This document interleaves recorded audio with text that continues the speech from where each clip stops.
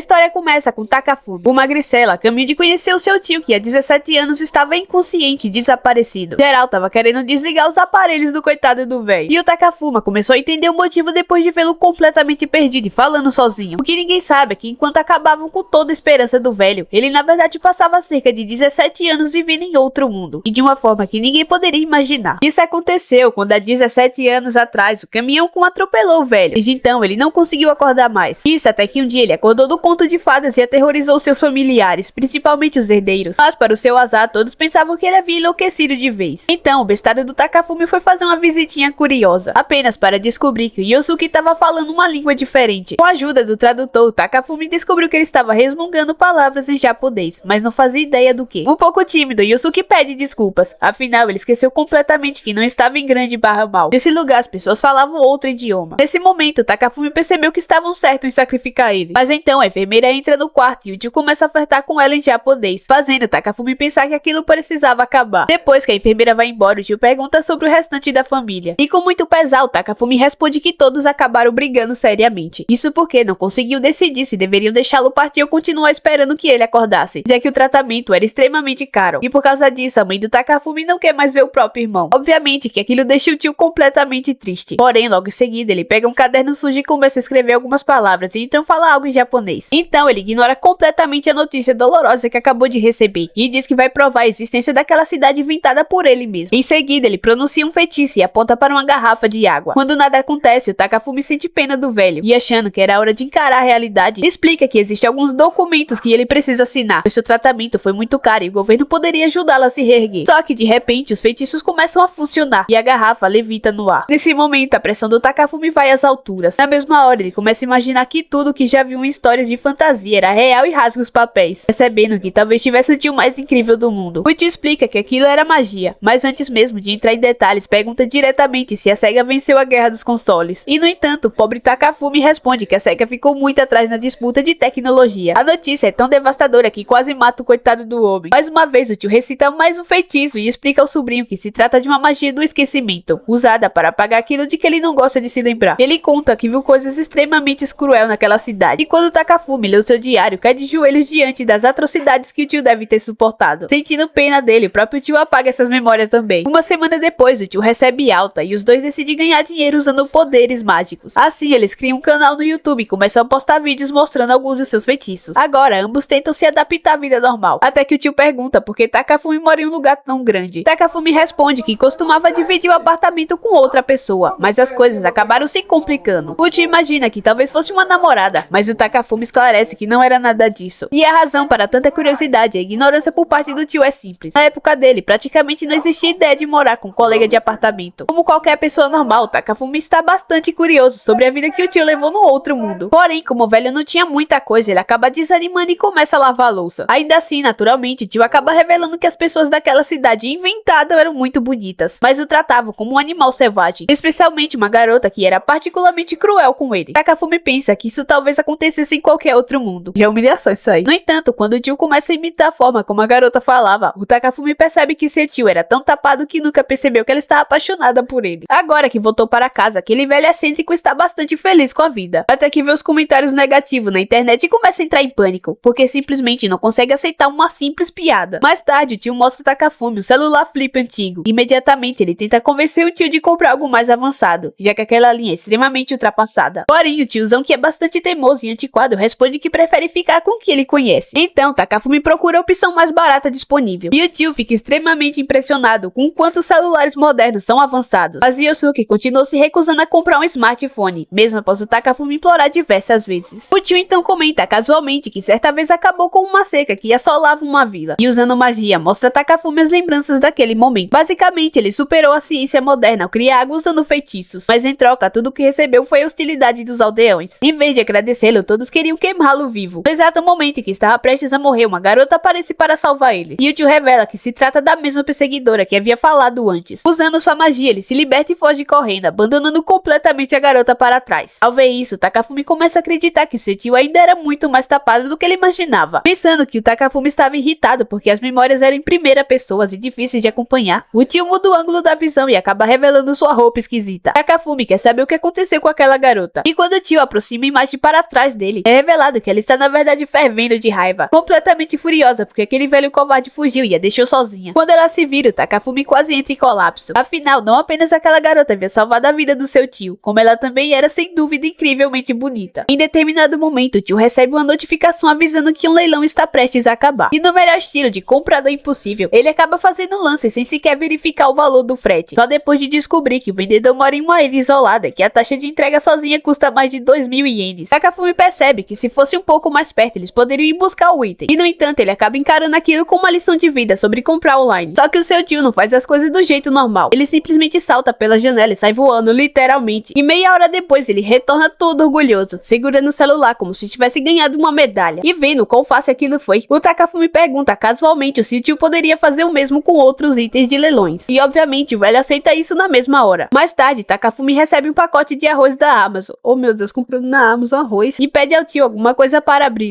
Em vez de entregar uma tesoura, o tio entrega na verdade uma espada curta que surge do absolutamente nada. Obviamente, o Takafumi fica assustado. Então o tio mostra sua magia de armazenamento, tirando um caderno do vazio como se aquilo fosse a coisa mais normal do mundo. Quando o Takafumi pergunta se ele trouxe coisas de aventura do seu mundo de fantasia, o tio tenta exibir uma espada mágica. Porém, ao balançá-la, acaba acertando a parede com um estrondo. E o Takafumi fica arrependido instantaneamente. Em seguida, seu tio tira um anel belíssimo, feito de coral de arco-íris, com uma lágrima cristalizada de sereia no centro. Algo tão raro que seria capaz de comprar um castelo inteiro. E obviamente, o Takafumi pensa que eles acertaram na loteria. Mas o tio explica que ninguém reconheceria os materiais utilizados na joia. Então, ela acabou sendo avaliada em apenas 50 ienes, como se fosse um simples brinquedo comprado em uma máquina de cápsulas. Porém, ao invés de ficar irritado, o tio simplesmente usa aquilo como inspiração para aumentar as visualizações do seu canal, o que honestamente acaba combinando bastante com ele. Quando o Takafumi pergunta se o anel tinha algum valor sentimental, o tio admite que ele não passava de um troféu obtido após derrotar um calabouço particularmente difícil. Ao perceber que Takafumi parecia um pouco abatido, o tio muda de assunto e começa a falar sobre seu primeiro amor, que no caso seria a Sonic. Porra é essa? Só isso já define o tom da conversa. Ele relembra como admirava os dois ao vê-los em uma loja de brinquedos, o que definitivamente não era a resposta que Takafumi esperava ouvir. Quando pergunta se ele já se apaixonou por uma pessoa de verdade, o tio responde que sim, por uma babá virtual de um jogo. E Takafumi insiste mais uma vez e pergunta se existiam mulheres reais naquele outro mundo. Finalmente, o seu tio resolve compartilhar uma lembrança. Nessa lembrança, ele salva uma garota e seus irmãos de um orc. Só que a gratidão da jovem rapidamente se transforma em algo estranho quando ela se oferece para recompensá-lo. O motivo é que ela acreditava que ele fosse um tipo de monstro. Por esse motivo, ela estava tentando apaziguar a situação. Alheio e um pouco inocente, eu acho, o velho interpreta isso como um tipo de agradecimento. No entanto, alguma coisa atinge o velho tão violentamente que ele acaba sendo arremessado para dentro de um rio. E observando aquela cena, o Takafumi percebe que os irmãos da garota estavam se movendo de uma forma suspeita atrás do tio, e conclui que provavelmente foram eles que empurraram. Mais tarde, o tio tenta retribuir a gentileza da garota elfa colocando um anel em seu dedo. Porém, algum tempo depois, ele vende o mesmo anel por muito dinheiro, deixando a elfa completamente furiosa. Depois dessa, Takafumi ficou extremamente perplexo. A elfa merecia um prêmio. Não só ela, mas também todas as pessoas que são capazes de aturar esse velho.